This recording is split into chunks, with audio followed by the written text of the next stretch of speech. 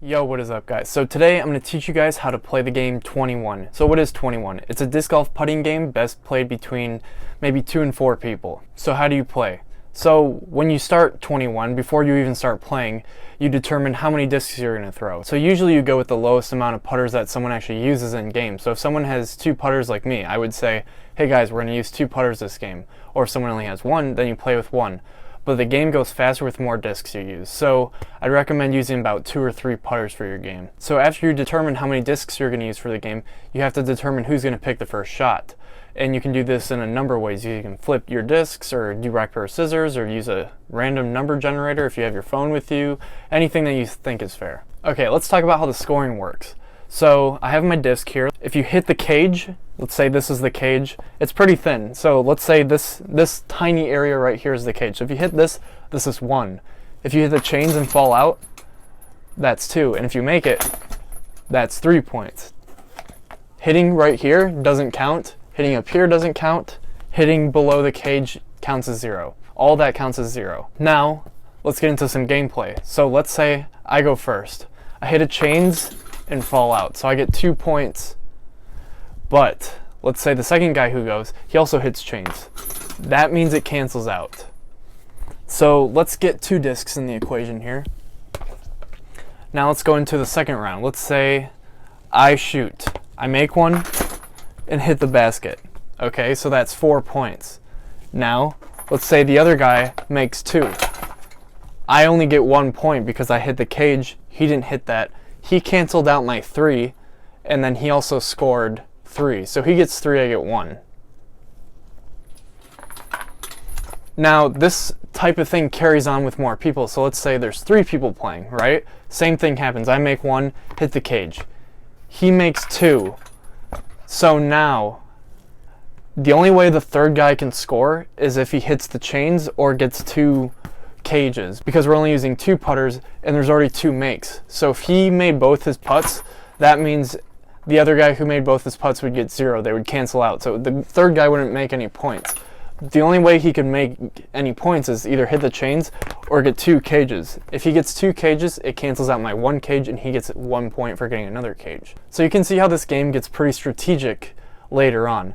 But it also, people can argue it can be kind of gimmicky, because once you get to maybe 19 points or something, you're only going to go for 2 chains, because it's a lot harder to hit the chains and fall out on purpose. You know what I mean? It's a lot easier to make the disc than it is to purposely hit the chains and fall out, because usually when you try to hit the chains and fall out, you normally are going to make the putt. So let's talk about the different ways you can play this game.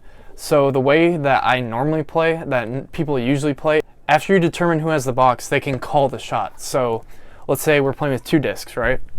I can say they both have to be backhand, or they both have to be turbo, or they both have to be sidearm, they both have to be upside down, they both have to be left-handed, you have to throw them both at the same time, you know, etc. Something like that. Then there's a second way where it's the person who chooses the box doesn't get to call any shots, and it's just whatever putt you feel like you want to do every single time. So that's kind of like the clean way to play, because the first way you can play is it's pretty cutthroat, because like as soon as someone gets the box, they can do something crazy like, oh, let's do left-handed, or don't look at the basket, or you know, something dumb like that. And then the third way you can play, which is pretty extreme, and I think it takes a while, is you only count makes. So each make is 1 point, but I normally don't play that way, but I thought I would just mention it. Now, something I didn't mention is, how do you determine who gets to pick the shot after the first round? Okay, so let's go back into our scenario. Let's say I make 1 and I hit the chains, so that's 5 points, right? Now, let's say the second guy makes both his putts, right?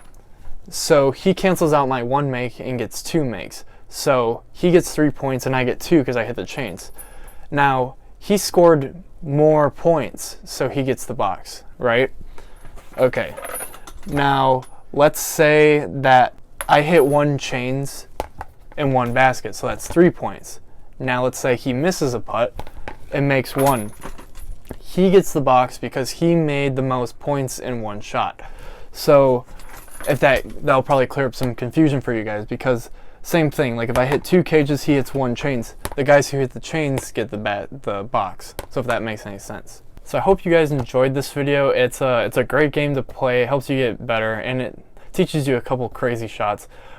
We play this game all the time around where I live. I don't know if you guys are familiar with this game, but I thought I would share this game that we play all the time. And thanks for watching, guys. Don't forget to leave a like and subscribe, and I'll see you guys in the next one.